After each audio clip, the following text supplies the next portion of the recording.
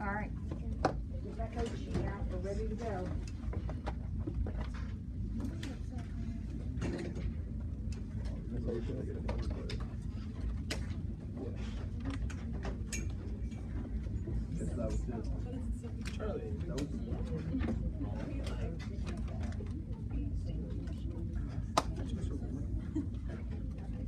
Okay, so we are ready, according to Gabby, to start with number 4 on the back of page 2. Yeah. Is that right? Yep. Where it says find the center and the radius? Okay, you know what I'm gonna do? Did I turn that on or did I just want? Yeah. I did turn it on. What I want to do is a quick review. You don't need to write this down, but just to make sure that we've got distance and midpoint down. We finished with that on whatever day we were together. Let's do a quick review of that. If point P has coordinates 1, 3, and Q has coordinates 4, 7. You remember how to find the distance. What's the rule or the method for finding the distance? Do you remember? These are questions like in number 2. How do we find the distance? x2 minus x1 squared plus y2 minus y1 squared. All underneath a big radical. So we take 1 minus 4 squared and 3 minus 7 squared. Can everybody see what I did? X minus x, y minus y. And then I squared each one, and it's all under a big radical. Somebody the other day had the nerve to ask me, do I have to memorize that? Yeah. That's the distance formula. X minus x, square it, y minus y, square it. Okay? So what do we end up with? 1 minus 4. -3. Squared. 9. Good. 3 minus 7. 4. 4 squared. Oh my gosh, I'm going to go buy a lottery ticket. This is my lucky day. The distance works out to be an even 5. Now, what about midpoint? Suppose I want the midpoint of PQ. Midpoint is average. How do you find an average? Add and divide by 2. So x average is 1 plus 4 divided by 2, 5 halves. Now I prefer fractions to decimals. If you'd rather write 2.5, that's fine. 3 plus 7, I'm averaging my y's. 3 plus 7 is 10 divided by 2 is 5. Now, kids, we already went through all that. Did lots of examples, just trying to refresh your memory a little bit. Next quiz we have, we'll have that on it. Okay? Now, it says, find the center and the radius. This is the equation of a circle. Now, here's where you have to help me. Did you guys do circles and ellipses and hyperbolas and parabolas last year? None of those words sound familiar? They do sound familiar. Hyperbole does, but not any other ones. We did it for academic. Okay, so you were an academic? Okay. All right, so here's the deal. I'm just going to straight up tell you, this is the equation of a circle. Now, you're not going to get circles mixed up with lines. In the next couple of days, we're going to be doing lines. Can somebody tell me what the equation of a line looks like? Y equals mx plus b. So something like y equals 3x minus 4. Are there any squares in there? No. Circles have 2 squares, x squared and y squared. The center of this circle is 0, 0, and the radius is 4. Now, how did I do that? Well, let's look at the next example. Since you've never done circles before, most of you, this is a little bit overwhelming, but I think you'll get it if we look at the next example. The center is 2, -3, and the radius is √15. Now tell me, when I look at the equation of a circle, how do I get the center and the radius? Can you tell from this example? This was a little easier to see, I think. Where did the center come from? Equal them to 0. It's, yeah, if you equal each of those equal to 0 and solve, or some people think of it as the opposite of what's in there. So if it's x minus 2, it's going to be positive 2. If it's y plus 3, it's going to be negative 3. Now, why was this one 0, 0 then? Numbers.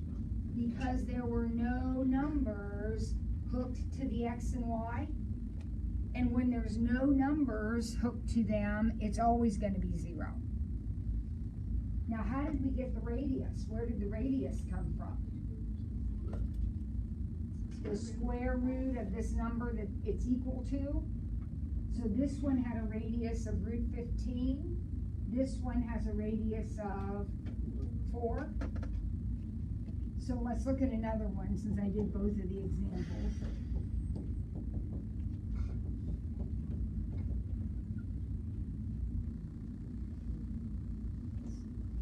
Where would my center be? Negative 3, 10. Negative 3, positive 10. Remember, it's the opposite. Somebody said set it equal to 0 and solve. Yeah, if you set that equal to 0 and solve, you see how you get negative 3? I just think of it as the opposite. What's my radius for this one? 3.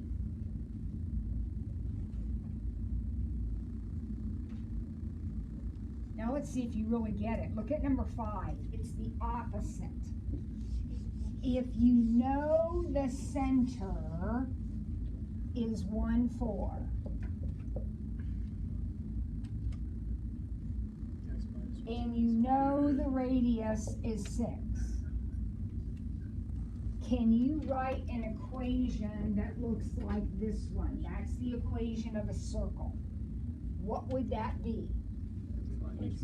X minus 1 squared Plus y minus 4. plus y minus 4 squared. Equals 36. Perfect. Equals 36. Everybody good with that?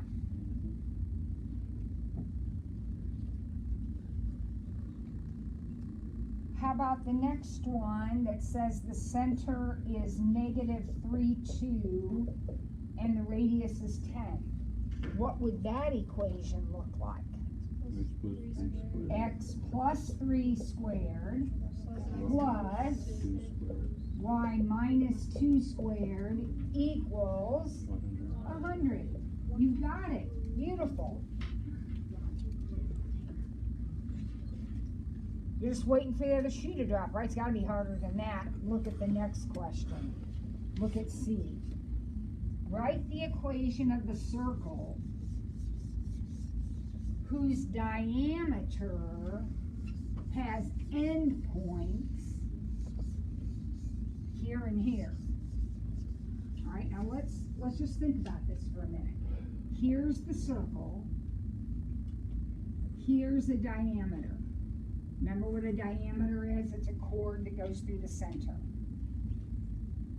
The endpoints are negative 1, 5, and 3, 7. I'm not plotting those on a grid. It's totally not necessary. I just know those are the endpoints of the diameter. And I have to write the equation of this circle. What do you think?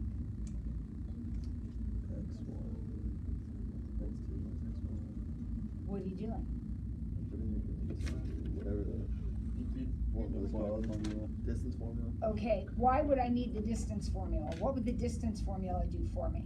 Tell you the distance in between. To figure out how long the diameter is, or to figure out how long the radius is. It is the radius that I actually need, isn't it? What did you get? But I can do the diameter, I just have to divide it by 2. If I just straight up do the radius, I don't need to do that division. Unfortunately, though, I can't do the radius until I know this point.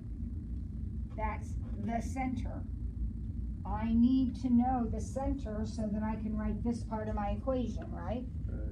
Any thoughts on how we might get the center? The midpoint. The center is right in the middle. So we can find our midpoint. -1 plus 3. 4. Oh, wait, -1. It's 2. -1 plus 3 is 2. Divided by 2 is 1. One. Remember, you're averaging, so you gotta divide by 2. 5 plus 7 is 12. Divided by 2 is 6. Pardon this interruption. Yeah, May I please have Quincy Keller report to the front office? you may. Thank you. Do I need my stuff? Nope. Okay. Our center is at 1,6, which means we already know this much about the equation, right? Would you agree with that? Now, what's gonna go here? The radius squared. All right, let's find the radius. We're gonna use our distance formula. So here we go, we just practiced it. How does the distance formula work? X minus X, so 1 minus 3, and 6 minus 7. 1 minus 3, 6 minus 7, does that look okay to everybody? So we end up with, what's 1 minus 3? Squared? 4. 6 minus 7? Squared? Oh, I'm not so lucky this time. My radius came out to be the square root of 5. So do you just leave it like that? Well, so what goes into the equation? Now remember, when the radius was 10, you said it was 100. So we go When the backwards. radius was 6, you said it was 36. So 25. So it's going to be just plain 5. Because what do you get when you square a square root? What happens when you square a square root? They cancel. They're like opposites of each other. They cancel each other out.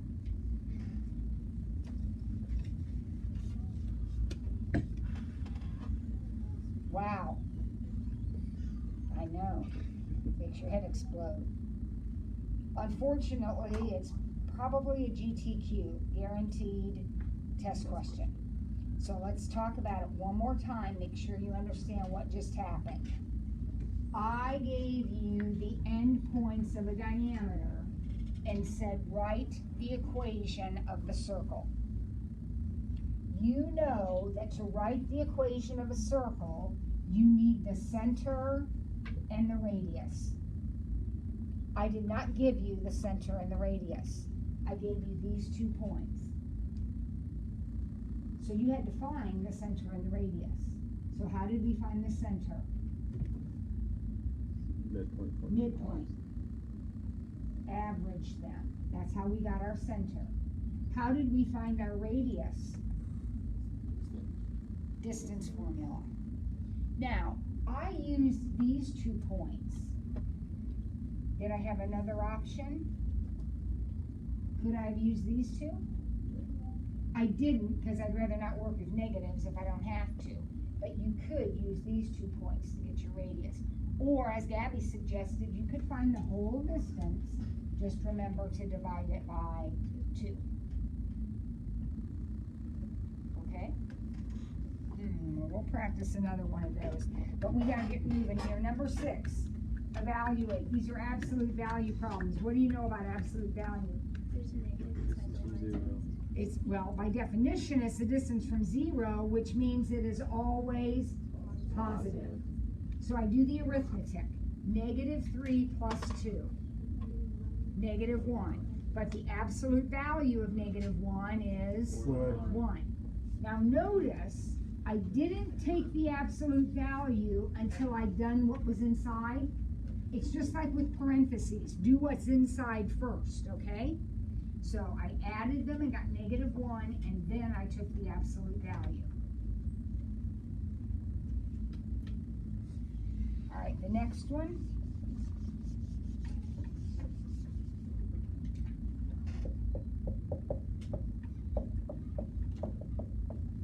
What is 4 minus 7? -3, but it's inside an absolute value, so it's just going to be 3. Minus, what's 3 plus 1? 4. The absolute value of 4 is 4, so the answer to the question is -1.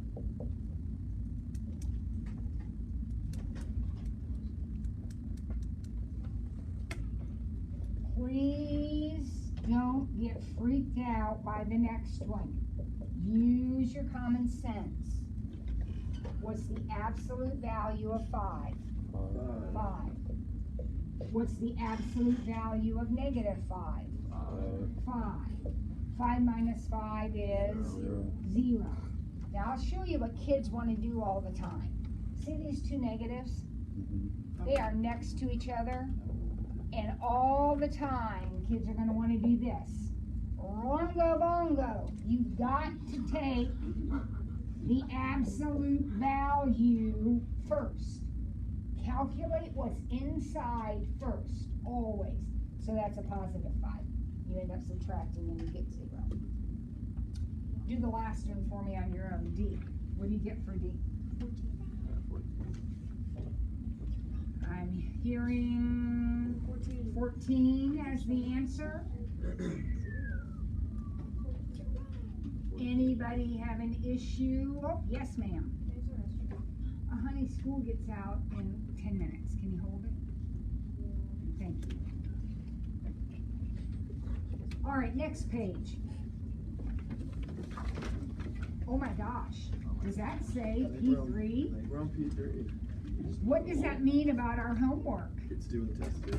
Well, we should have now, we should be able to finish P1 and P2 problems. Okay, we've learned enough to be doing those.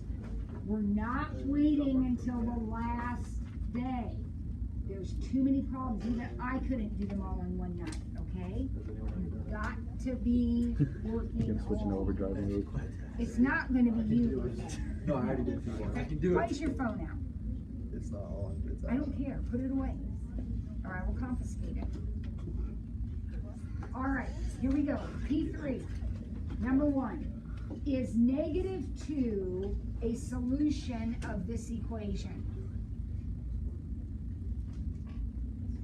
Now wait. Is -2 a solution of this equation? How in the world could I figure that out? Plug it in. Plug it in. Oh, I could plug the, plug it in, that's right. Let's plug in -2 and see what happens. Now, when you do that, gang, it sounds so easy, and it is, but you have to be careful. You're plugging in -2. I like to put it in parentheses, because right here especially is where we make mistakes. What is -2 squared? That's a 4. Then I have, watch it, what would that be? +8? That's not absolute value, that's just a multiply problem, so +8 minus 12. Is it a solution of the equation? Yes. It is. Beautifully So if it done. doesn't equal 0, then it's not. Well, if it doesn't equal whatever's over there, that Okay. doesn't have to be a 0, but it has to come out to equal that. When you saw this problem, did anybody think of a different strategy? This is absolutely correct. It is beautiful. It will work every time. But remember, in math, there's always options. Did anybody think of another option? What? Factoring. Oh! Not a factor. Well, unfortunately, we're going to be factoring. But another option would be to solve the equation and see if the answer you get matches the one that they're asking you about. So someone said factor. Anybody want to tell me what the factors are? X minus 6, X plus 2, you are a wonderful factorer. Good job. Which means X equals 6 or -2. Is -2 a solution? Yes, it is. I wish I had those skills. All right, we'll do one more section and then we'll call it quiz for the day. Right. Number 2, which are linear equations? Now, you said a linear equation was anything of the form y equal, that's my phone, I forgot to turn it off again, sorry about that. Y equals mx plus b. Y equals mx plus b. So, intersection. I'm gonna add just one little thing to that. This is a linear function. Now, it is also a linear equation, but there is one other kind of equation that is linear. By definition, a linear equation is anything whose graph is a line. When you look at the equation, you can tell if it's linear because the variables will not have any squares or cubes or anything. It'll be plain x's, plain y's, okay? They cannot be multiplied together. They cannot be under radicals. It has to be just a plain x and a plain y. So when I look at problem number, or letter A, what I need you to think about is this. That's the same as this. Would you agree with that? There's no y in there. There's 0 y's in there. But is anything squared? No. No. That is a linear equation. Even though it doesn't have a y, it's still a linear equation. What about b? No. Why is b not a linear equation? It's under the radical. X cannot be under the radical. C is a little bit tricky. No. What do you think about C? No. Yes. X cannot be in the denominator. What about D? No. You can't have squares and you can't have them in the denominator, so that's a big no. Yes. What about E? Yeah. Yes. What about F? No. No, because it has a square. Yeah, any exponent. These have been squares, but you can't have any exponent. It's not bad. All right? So, tomorrow,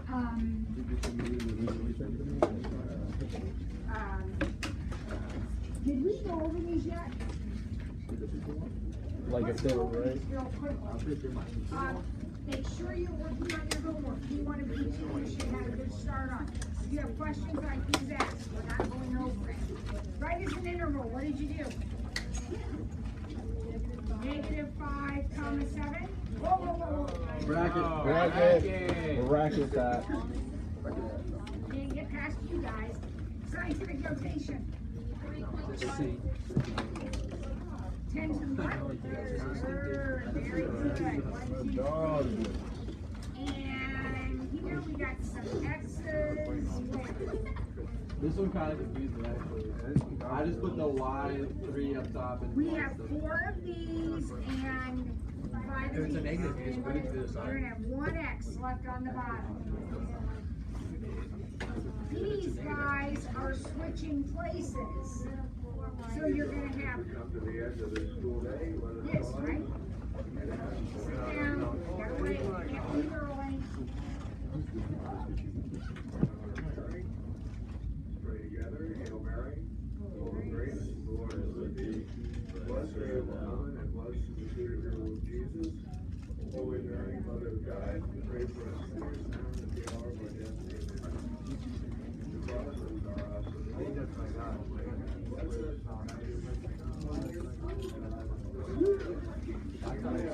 Miss Ford. All right, here he is. If you have a question about it, come ask me. I'll see you guys. I don't know if I see you tomorrow or not. Oh, by the way, my scan.